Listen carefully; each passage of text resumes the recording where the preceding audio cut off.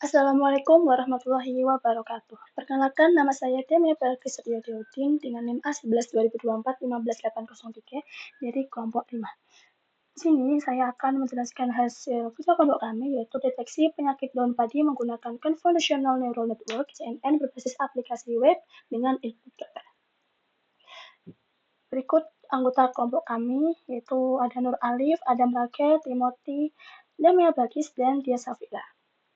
Langsung saja di latar belakang. Padi merupakan komoditas pangan utama di dunia. Salah satu negara pengkonsumsi padi terbesar di dunia adalah Indonesia, sehingga keberlanjutan produksi padi menjadi sangat penting. Namun, pada tahun 2024, data produksi menunjukkan adanya penurunan dibandingkan tahun 2023. Salah satu faktor utama penurunan tersebut adalah serangan hama dan penyakit, sementara metode deteksi konvensional masih memiliki keterbatasan. Oleh karena itu, penelitian ini mengusulkan pemanfaatan Convolutional Neural Network berbasis citra yang diimplementasikan dalam aplikasi web untuk mendukung deteksi dini penyakit daun padi secara tepat dan akurat. Next, perbandingan produksi padi di Indonesia periode Januari sampai Desember tahun 2003 dan 2024. Sepanjang periode Januari hingga September 2024, produksi padi di Indonesia diperkirakan mencapai 43,28 juta ton, yang berarti terjadi penurunan sekitar 2,12 juta ton atau setara dengan 4,68% dibandingkan dengan periode yang sama pada tahun 2023, yaitu sebesar 45,40 juta ton. Next, tujuan proyek adalah merancang dan mengembangkan model CNN berbasis EfficientNet untuk deteksi penyakit dan padi dari citra digital. Kedua, mengimplementasikan model EfficientNet ke dalam aplikasi web untuk diagnosis otomatis melalui unggahan gambar. Yang ketiga, mengevaluasi kinerja model menggunakan metrik akurasi, precision, recall, dan F1 score. Next, menyediakan solusi deteksi dini penyakit dan padi berbasis teknologi kecerdasan buatan yang praktis dan mudah diakses. Selanjutnya adalah manfaat proyek bagi akademisi, yaitu sebagai referensi akademik dalam bidang pengolahan citra dan kecerdasan buatan, khususnya penerapan arsitektur efisien pada deteksi penyakit tanaman padi berbasis citra digital. Bagi peneliti, penerapan efisien ini memberikan wawasan dan pengalaman, serta diharapkan menjadi dasar pengembangan arsitektur yang lebih kompleks atau dataset yang lebih besar di masa depan. Selanjutnya, bagi masyarakat dan petani, ini membantu petani melakukan deteksi dini penyakit daun padi secara cepat dan akurat melalui aplikasi berbasis web, sehingga petani dapat mengambil tindakan yang tepat untuk mengurangi kerugian dan meningkatkan produktivitas padi. Model yang kami gunakan adalah algoritma EfficientNet. Apa itu EfficientNet? EfficientNet adalah arsitektur Convolutional Neural Network yang dirancang untuk mencapai akurasi lebih tinggi, namun dengan parameter dan komputasi yang jauh lebih sedikit dibandingkan model sebelumnya. Keunggulannya antara lain efisien, akurasi tinggi, dan scalable.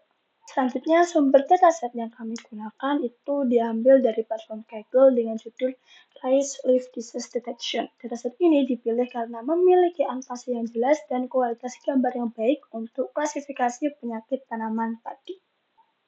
Yang kita lakukan pertama kali adalah pengumpulan data dan eksplorasi awal. Data ini diambil dari direktori Rice Leaf Augmentation menggunakan Seed42 untuk memastikan eksperimen dapat direproduksi, lalu menghitung jumlah citra per kelas secara otomatis.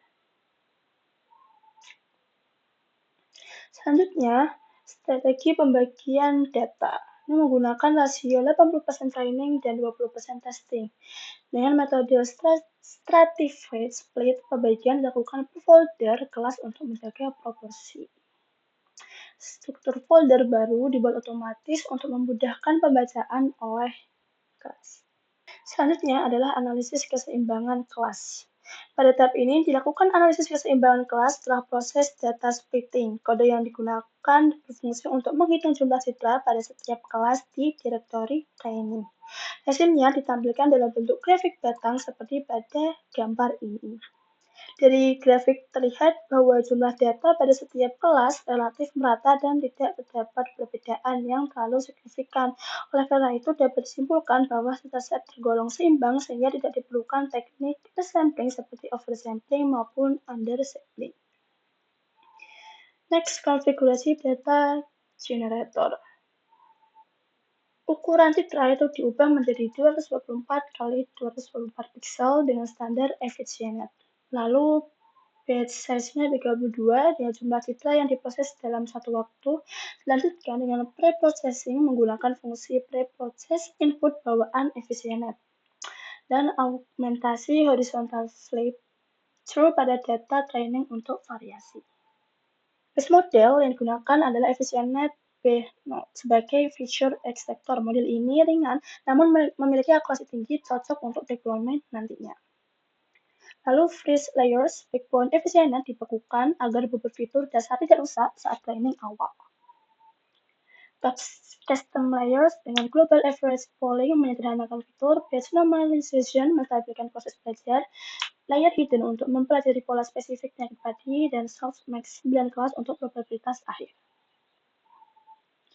Hasil dari konfigurasi training ini adalah Adam dengan learning rate 0,001 untuk pembelajaran yang stabil dan presisi. Lalu kategorical cross-entropy karena klasifikasi multi-kelas menggunakan error stopping, fungsinya menghentikan training otomatis jika validasi tidak membaik selama 6 epoch berturut-turut dengan durasi set 15 epoch.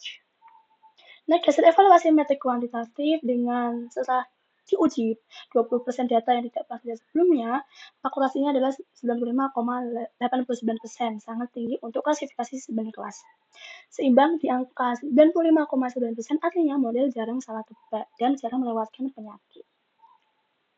Untuk implementasinya website Next.js, yang pertama, alamat fetch model hacking fetch ditulis langsung dalam kode, namun disimpan aman dalam file env lokal menggunakan variabel next public API URL agar mudah dikonfigurasi antar environment. Kedua, pemrosesan gambar. Lokasi logika ada di src application page text. Dengan pentingnya website tidak mau mengirim file gambar mentah langsung ke modul AI, makanya gambar diupload terlebih dahulu ke Supabase storage untuk mendapatkan URL publik yang dapat diakses internet. Yang ketiga adalah pemanggilan API. Aplikasi melakukan HTTP POST request standar dari sisi client ke endpoint hacking face. Data yang dikirim adalah format JSON berisi URL gambar. Yang keempat adalah penanganan respon dan penyimpanan. Aplikasi penerima respons JSON dari AI, label penyakit, tingkat akurasi, dan solusi yang hasil ditampilkan ke pengguna dan disimpan ke database sebagai riwayat via server action. Selanjutnya adalah alur pipeline data. Gambar pengguna diunggah ke Supabase storage untuk menghasilkan URL publik yang valid. URL publik dikirim ke API model via post request dan menerima JSON berisi label, confidence atau akurasi, dan solution. Urutan deployment adalah yang pertama hosting dan CI/CD menggunakan Vercel, hosting aplikasi Next.js dengan fitur auto deploy setiap kali update di GitHub. Yang kedua, backend dan data menggunakan Supabase solusi all-in-one untuk database, PostgreSQL, autentikasi user, dan penyimpanan gambar. Yang ketiga, integrasi model menggunakan Hugging Face karena model terpisah diakses via REST API menggunakan endpoint. Sekian presentasi dari kami. Mohon maaf jika ada salah kata. Wassalamualaikum warahmatullahi wabarakatuh. Selanjutnya saya akan menjelaskan codingan model yang kami pakai adalah EfficientNet B0. Dimulai dari zero pertama, ini digunakan untuk mengimpor dataset langsung dari Kaggle menggunakan library Kaggle Hub. Di bagian ini, mengimpor library dasar. NumPy digunakan untuk operasi numerik, sedangkan Pandas untuk pengolahan dan OS untuk membaca struktur folder dataset. Setelah memastikan dataset berhasil diimpor dan strukturnya benar, selanjutnya masuk ke tahap data collecting, yaitu menghitung jumlah data dan kelas. Di sel ini terdapat environment untuk tahap data collecting. Selain mengimpor library tambahan, juga menetapkan random seed bernilai 42. Set ini penting supaya proses yang bersifat acak seperti pembagian data dan training model menghasilkan output yang konsisten jika dijalankan ulang.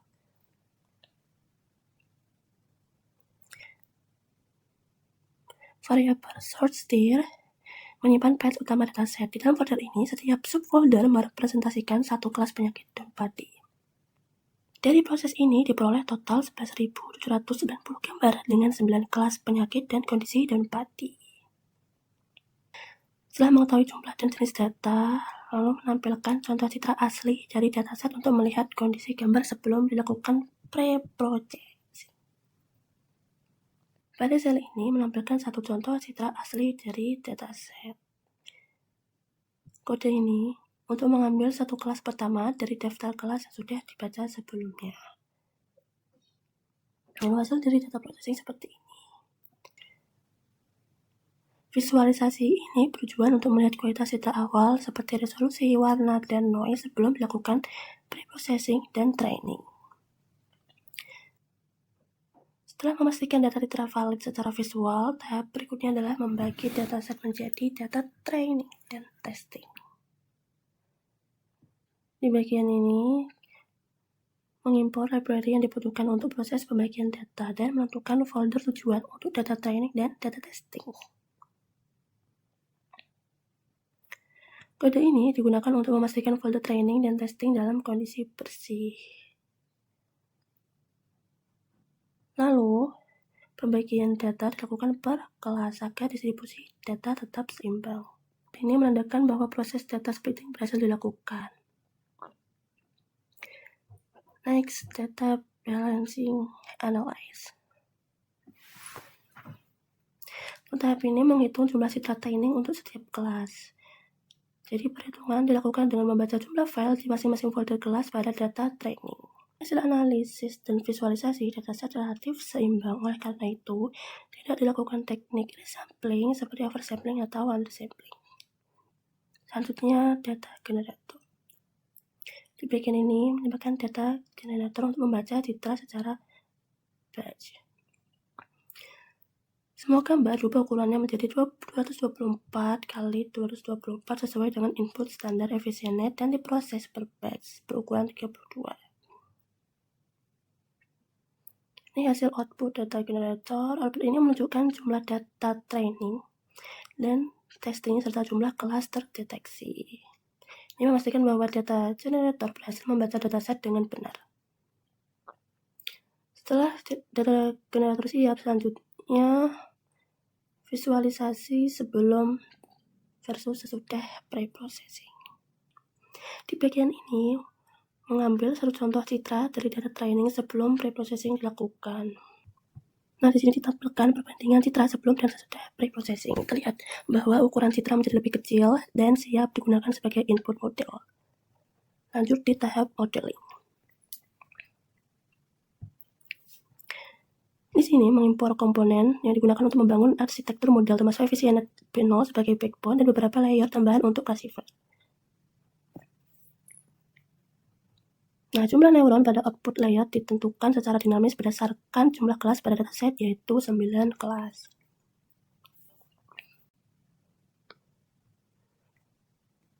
Di sini menggunakan EfficientNet B0 dengan bobot pre-trained ImageNet. Parameter include top false ini berarti hanya menggunakan feature extractor tanpa classifier bawaan. Batch model trainable ini dibukukan agar bobot pre-train tidak berubah selama training.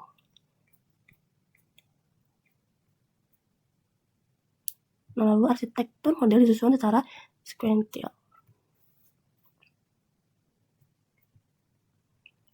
Nah, model ini dikompilasi menggunakan optimizer Adam dengan learning rate 0,0001 dan fungsi loss yang digunakan adalah categorical cross entropy karena label bersifat one-hot encoding. Nah, dari model summary terlihat bahwa sebagian besar parameter berada pada backbone efisien dan bersifat non-trainable, sedangkan parameter trainable hanya terdapat pada classifier. Selanjutnya, training. Di sini menggunakan early stopping untuk mencegah overfitting.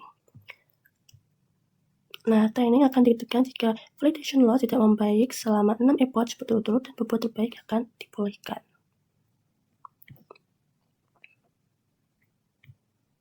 Nah, model ini dilatih menggunakan data training dan divalidasi menggunakan data testing. Training dijalankan maksimal selama 15 epoch, namun dapat berhenti lebih awal jika kondisi early stopping terpenuhi.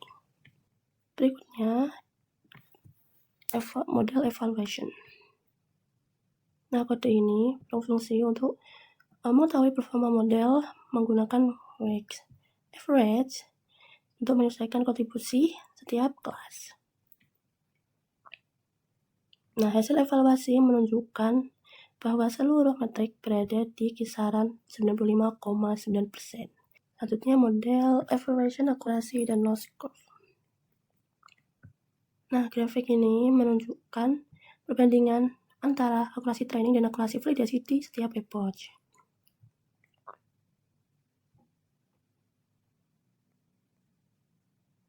Nah, untuk pada grafik loss, terlihat bahwa nilai loss training dan validation menurun seiring bertambahnya epoch yang menunjukkan proses pembelajaran berjalan dengan baik.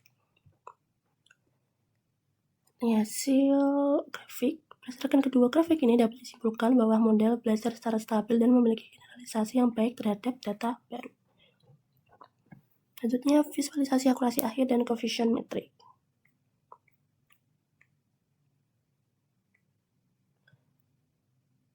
Bagian ini akan ditampilkan akurasi akhir model pada data testing.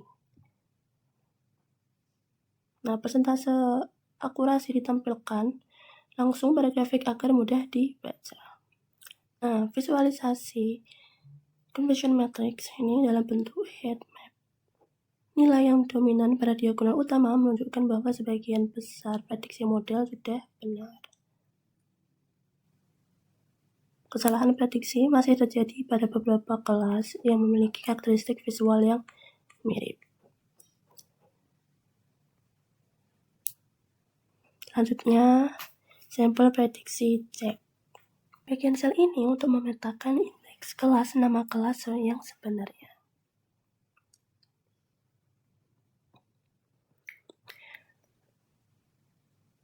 Nah, kode ini digunakan untuk mengambil satu sampel unik dari setiap kelas pada data testing. Jadi setiap kelas diwakili oleh satu contoh citra. Hasilnya dapat disimpulkan bahwa model mampu mengklasifikasikan setiap kelas dengan baik secara visual.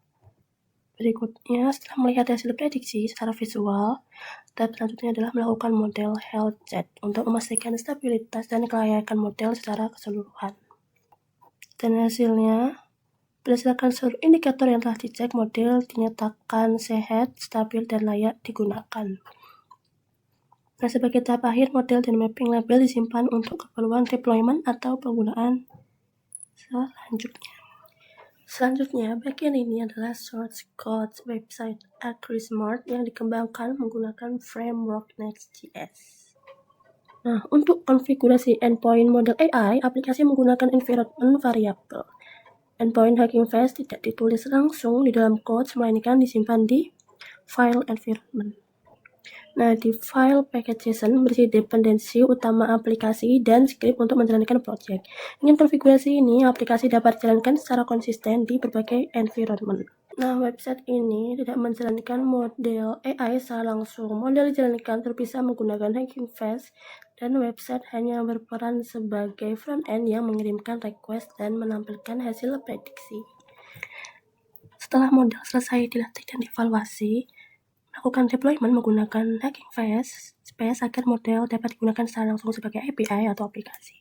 File ini adalah model hasil training Efficient B0 yang sudah disimpan dalam format .class. Nah, model ini disimpan terpisah agar bisa langsung digunakan tanpa training ulang.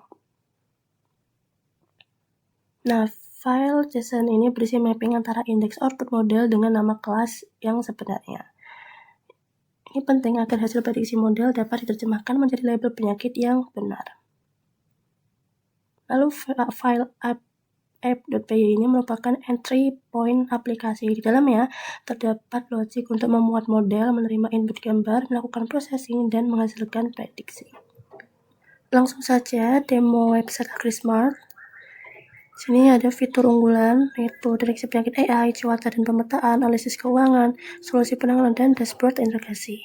Lalu di sini dijelaskan juga tentang AgriSmart.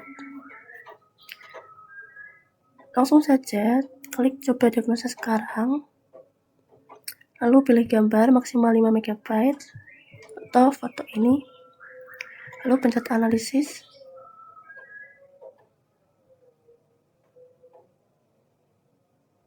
Nah, di sini muncul gejala terdeteksinya adalah stage plague dan ada solusi perawatannya, kurangin kerimbunan dan lain-lain. Selain halaman prediksi, kita pencet dashboard.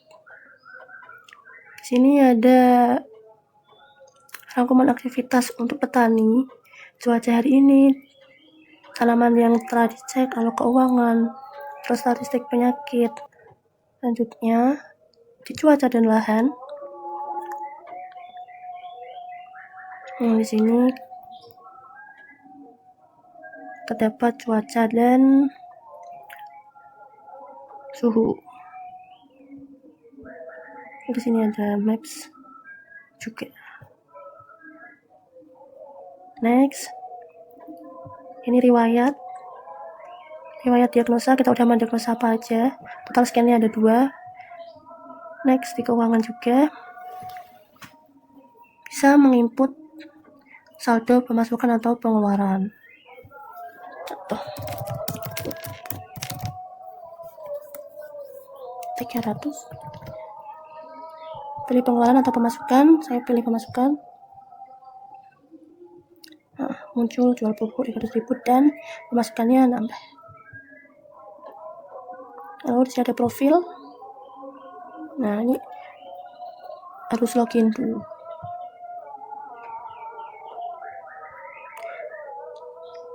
Sekian demo dari website AgriSmart.